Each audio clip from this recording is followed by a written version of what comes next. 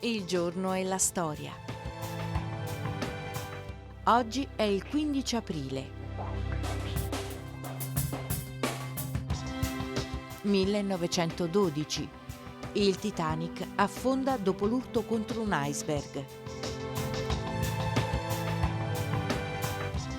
1978.